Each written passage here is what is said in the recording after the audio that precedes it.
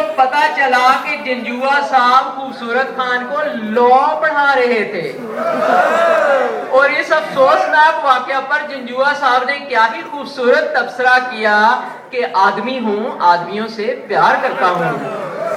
जंजुआ साहब एक ऐसे सेल्फ मेड आदमी हैं जिन्होंने अपनी शख्सियत में किसी दर्जी, धोबी, नाई और डॉक्टर को इस्लाह करने का कोई मौका नहीं दिया। मैं मुब्तलाए हैरत हूँ कि इस भरी पूरी जवानी में भी आज तक तन्हा जिंदगी क्यों गुजार रहे हैं।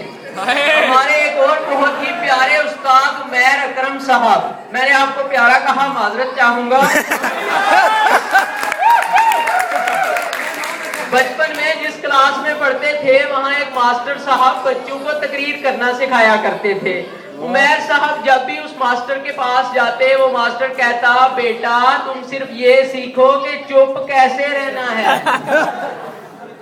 दूसरों की बहू बेटियों के साथ भी यूं पेश आते हैं जैसे इनकी अपनी बहू बेटियां हों और दूसरों की बीवियों के साथ भी यूं ही पेश आते हैं। अल्लाह इनकी जुबान और उम्र दराज करे। इनके बारे में उन लोगों की राय भी अच्छी है जो इन्हें नहीं मिले, शायद अच्छी राय की वजह भी यही हो। न जाने आमिर अली खान साहब ने अपना निकाह करवाने के लिए फिस्कल ईयर 2012-13 अभी से मौसूफ का ये हाल है कि जैसे वलीमे की देगों का हिसाब कर रहे हैं। हमें तो अंदर की खबर आई है कि भाभी को बॉक्सिंग बहुत पसंद है, इसीलिए तो शादी कर रही हैं। प्रैक्टिस करने का इससे सस्ता और आसान कोई तरीका हो ही नहीं सकता। हुस्न खूबी के मालिक शिराज साहब के बारे में इतना ही कहूंगा कि लगता तो यूं है इनके सेहरे के फूलों को मुरझाए हुए अरसा ही बीत गया, लेकिन हसीनों की टोलियां देखकर अभी इनका हाल कुछ ऐसा होता है जैसा खिलौनों की दुकान में किसी यतीम बच्चे का।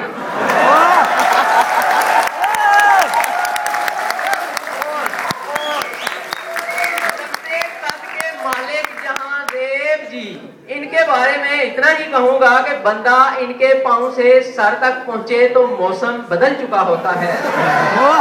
फीमेल टीचर्स के लिए कहूंगा कि इन्हें अब ये बात मान लेनी चाहिए, दुनिया इनकी बजाय सूरज के गिर्द घूमती है।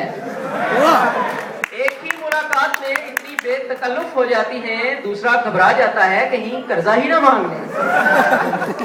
और वो जो हमारे बिलाल साहब हैं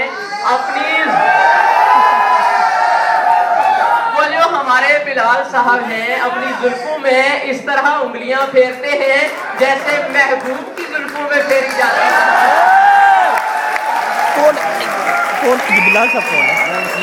और वो जो हमारे दफ्तर में एक निशात साहब बैठते हैं, फीस इस तरह मांगते हैं जैसे चंदा मांग रहे हो। निशात साहब के मोहल्ले में कोई बच्चा शरारत करे तो सजा के तौर पर इनका मुंह चूमता है। गुलफाम गुल्लू बहुत मशहूर कैरेक्टर है।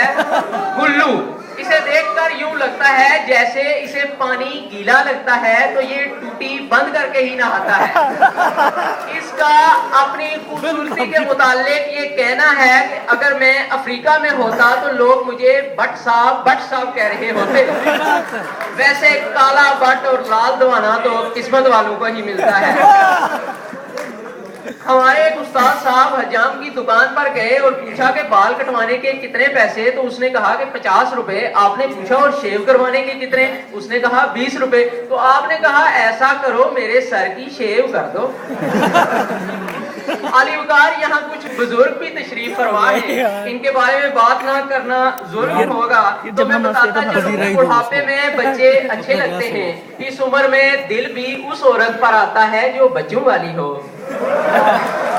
बुढ़ापे में नजर इतनी कमजोर हो जाती है कि मोहल्ले की औरतों में से अपने बीवी पहचानना भी मुश्किल हो जाता है। स्कैंस की लड़कियों के बारे में, स्कैंस की लड़की और खूबसूरती बिल्कुल दो मुतजाद अल्फाज हैं।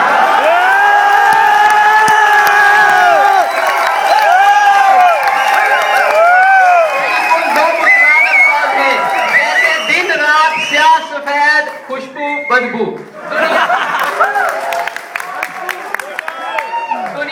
99% लड़कियां शादी से पहले फोन पे दोस्ती और खूबसूरत लगना चाहती हैं, मगर बदकिस्मती से बाकी 1% स्कैम्स में आ जाती हैं।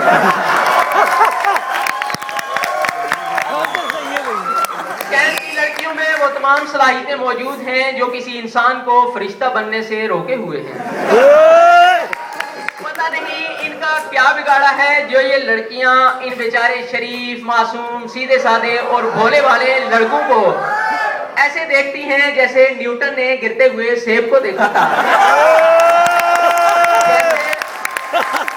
जैसे सुल्तान राही गुंडों को देखता था, जैसे मुस्तफा कुरैशी टपाल की मशहूरी में ठा करने के बाद देखता है। जहाँ पर इन लड़कियों से बात करना, मुलाकात करना और इनसे अच्छे रवैये की तवक्को करना, ये तमाम बातें इतनी ही मुश्किल हैं जितना मुश्किल सैयद नूर की फिल्मों से साइमों को निकालना। ये लड़कियां इतनी पुरानी हैं जितना हमारा रेलवे का निजाम।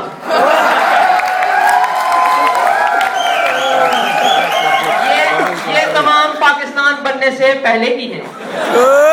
इन्होंने तो एक जंग आजादी भी लड़ी।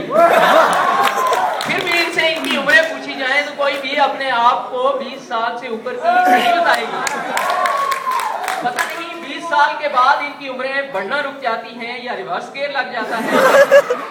बहरहाल 2 शेर अर्ज करूंगा कि बड़ी होली होली सलोली सलोली, वो आई लव यू बोली सलोली सलोली, वो आंखों में घुसकर मेरे दिल में उतरी, मगर पोली पोली सलोली सलोली, क्विकली क्विकली गिरी सर से जुए जो जुल्फ उसने खोली सलोली सलोली सलोली।